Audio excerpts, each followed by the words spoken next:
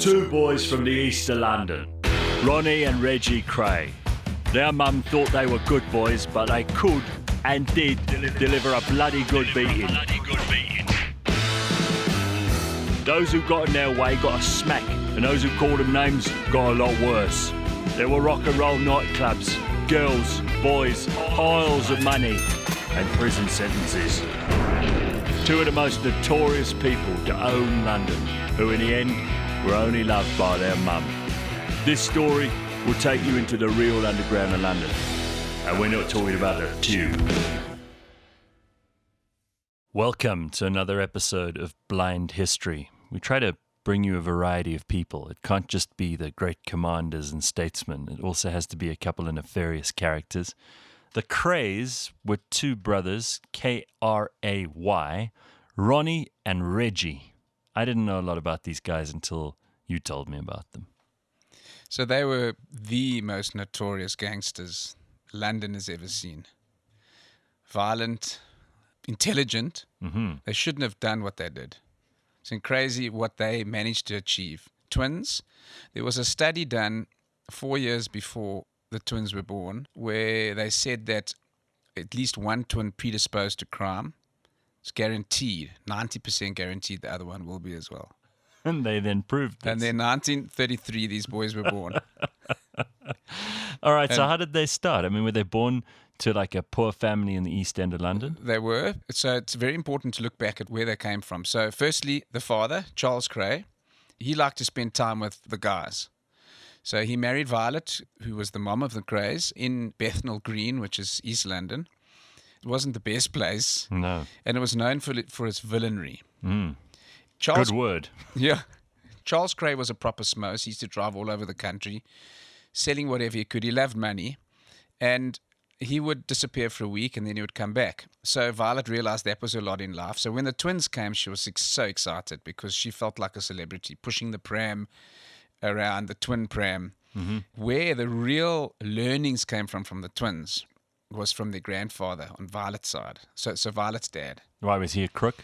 So he was a boxer. So in that time, there was always matriarchies in East London. And the reason being is the men were either drunk or they were brawlers. Or they were killed in the war. So they didn't last very long. So they were always having funerals. Funerals were always big affairs and in London. So this is a horrible environment for these two to be born into. So along came the grandfather, and he was a complete teetotaler because his dad was a nutcase, drank like a fish, spent 17 years in asylum. Wow. He would always preach to the twins that, look, drinkers out. And they never were any substance abusers of any sort.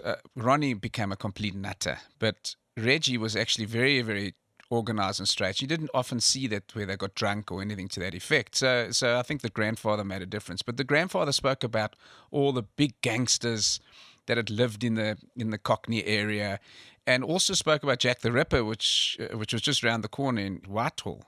So this was the inspiration for the boys. Yeah, and the dad was also a handy amateur boxer. Oh.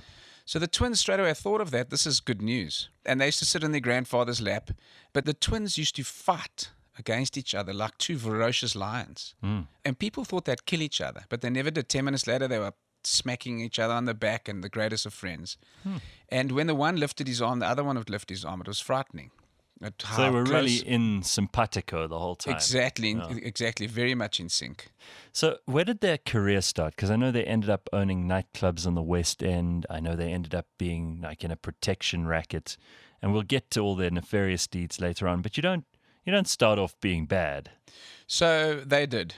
So when they just grew up understanding that they knew how to take a beating. And they knew how to give a beating because they boxed from a young age. And I think it's quite important to realize that they were identical twins, but they got sick when they were very young and they had to be quarantined. It was the first time ever that they'd been split from their mom, and the twins had been split from each other. And it affected Ronnie. Ronnie then, after that, became very quiet. He was heavier than his brother. Whereas Reggie was always he was a talkative guy. He got on very well, loved the ladies. And from then on, Reggie was more organized and together. But together, they were formidable. It was incredible. And they started beating people up around the neighborhood at early age, 12 years on, and petty crime, But I think the big thing is they found an old billiard hall that they took over and made it their club. Right. That was the starting point. And people realized, look, we can use these guys as protection because they never lost a fight. Reggie could have probably been a British champion or a world champion in boxing. But, he followed his brother Ronnie into crime. And, they never looked back. Well, they made a ton of money and they lived these extraordinary lives. They met everyone they could have possibly wanted to meet. Frank Sinatra was a regular at their clubs. They knew he was a bit of a gangster too, it turns out, in the long view of history. But they really had access to everyone because these West End establishments were the kinds of places where the most important and famous and rich people in all of London society would frequent.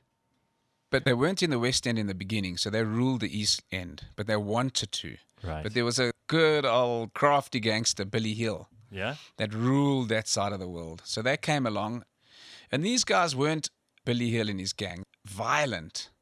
And they tried to fly under the radar, and they got on well with the cops. Along came the Krays. We want a piece of the action here. And Billy's, no, you're not going to get it. So they beat the shit out of his gang, and suddenly Billy thought these guys are really something special. So he was basically forced to take them to the races. Okay. And that's how they sort of squeezed their way into the West End. And that's where it started from their perspective. And then when they went into the West End, Ronnie felt he could express himself. He loved young boys. Whereas Reggie... Was he gay? Yeah, he was gay. Oh, okay.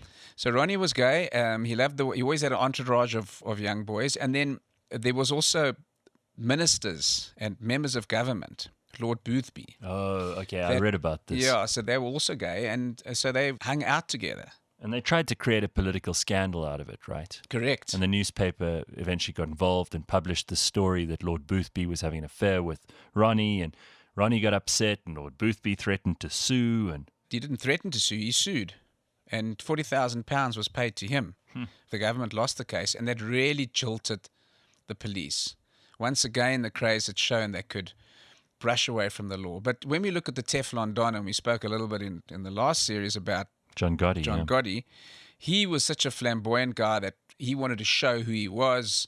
He spoke about all their secrets, whereas the Krays were very clever. Yeah? They used to shut down people. It was very, very difficult to find them. They knew how to make sure that nobody talked. So they got away with it to a certain extent. But what the cops thought was, if we get a chance to lock them up for some reason, and then we'll get all the people to turn and we'll take them down. And ultimately, that's what happened.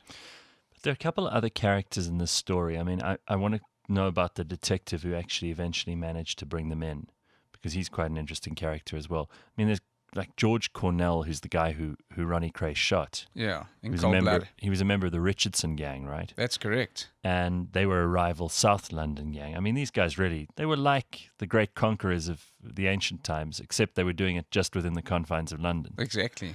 And this guy was killed at the Blind Beggar pub, which is still there in Whitechapel. And the day before, there'd been a shootout at another nightclub involving the Richardson gang. And these guys they presided over all of this like they were untouchable. They pretty much owned London. They did own London, and they weren't scared. And none of these gangs could match the violence that the two Kray brothers had. Did they actually do a lot of the killing themselves? So they did a lot of the beating up. So just to briefly go back a few years, they were conscripted, much like their father. And their father was conscripted at the Tower of London. That was where the regiment was. And he escaped. And that's why they never saw their father. But funny enough, the father wanted to discipline the boys. But the boys disciplined the father. They were so strong they beat the father up. So then the father decided not to come back anymore. So Violet never saw Charles Kray anymore. But so they were conscripted. And so they came out to their sergeant in their jolling clothes, really all spruced up, shiny dancing shoes, right? double-breasted suits. Where are you guys going? Says, no, we're going out. You can't go out. So they said, yes, we can. So they beat the shit out of the sergeant, and they dumped a latrine bucket on his head.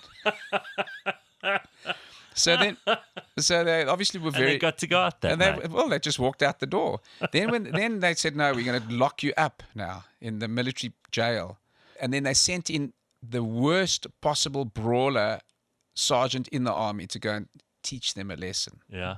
They found him tied up to a pillar, and they burnt a ring around his legs. He was screaming.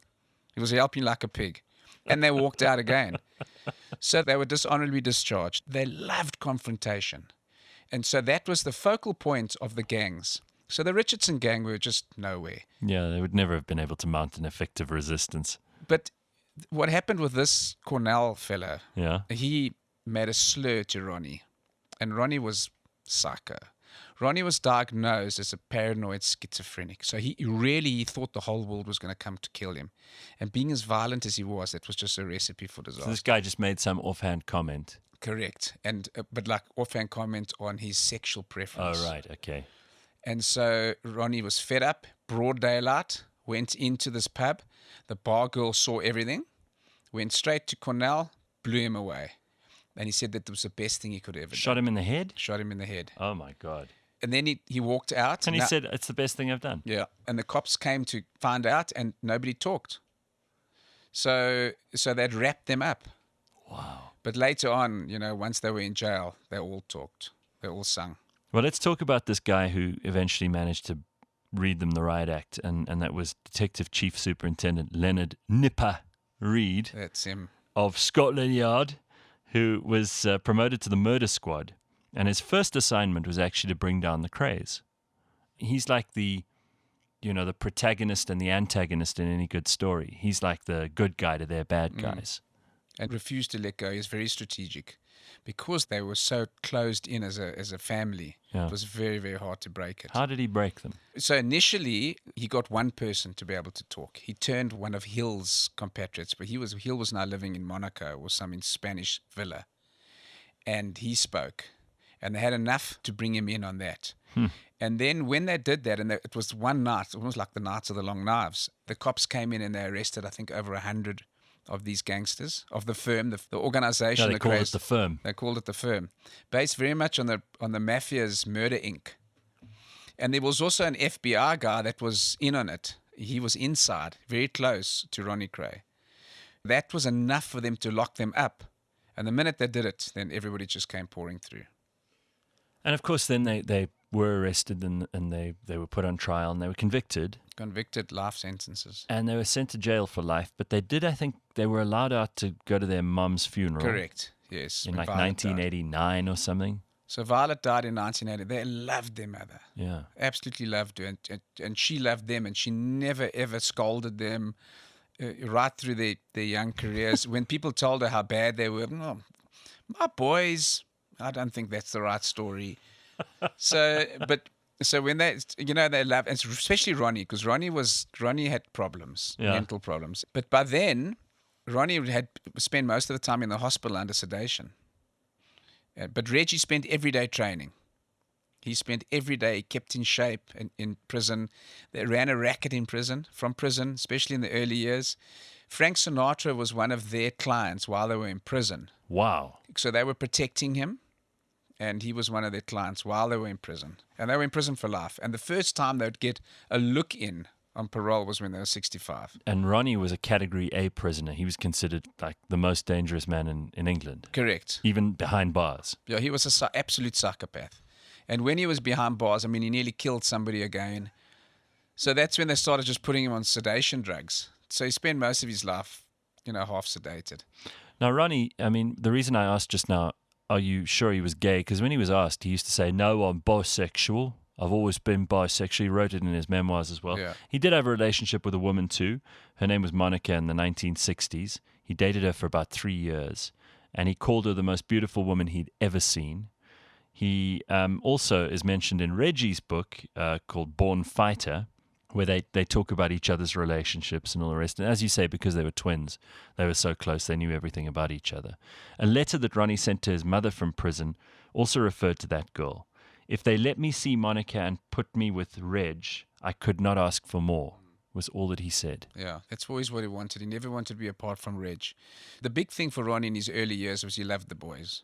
And he did state, and it's been clearly stated, that he's bisexual. Where Reggie, not so much. I think Reggie more than likely was heterosexual.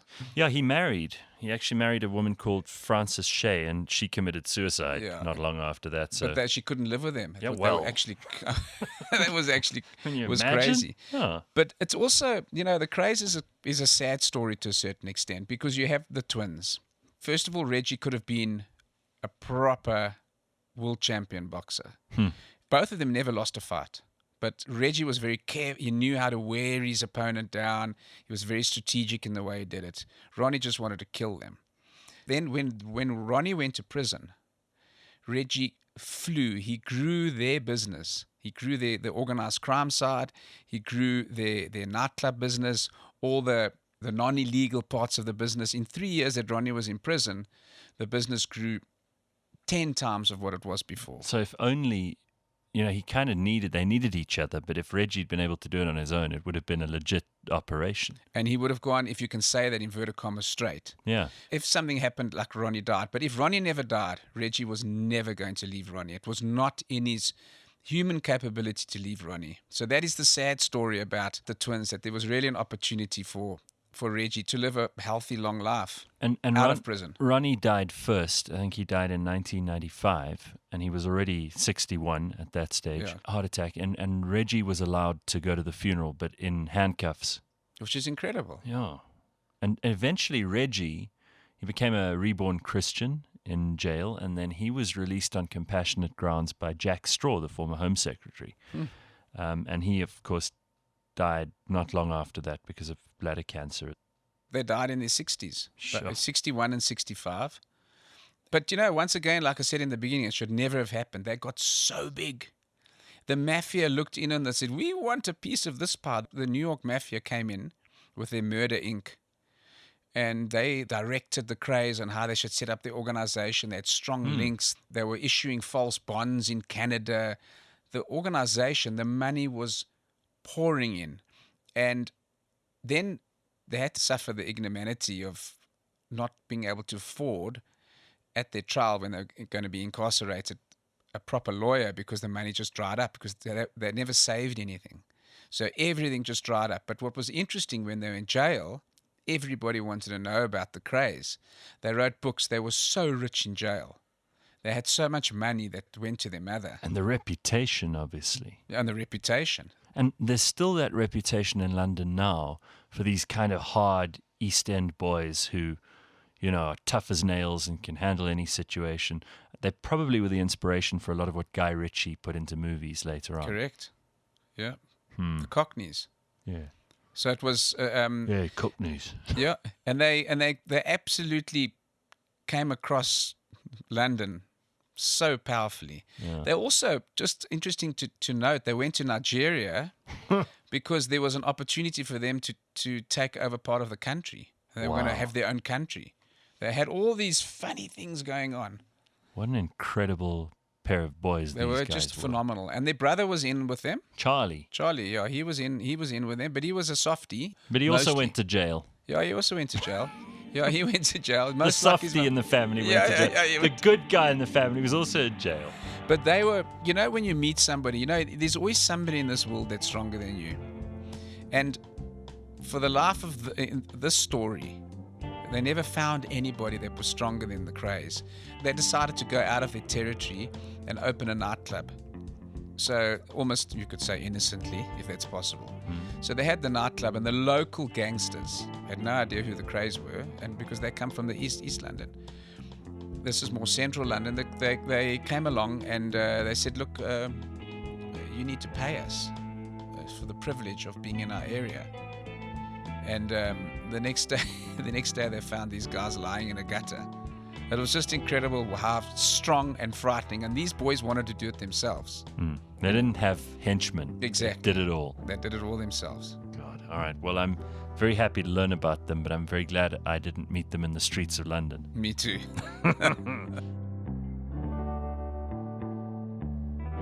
Thanks for listening to the award-winning Blind History, brought to you by Taylor Blinds and Shutters.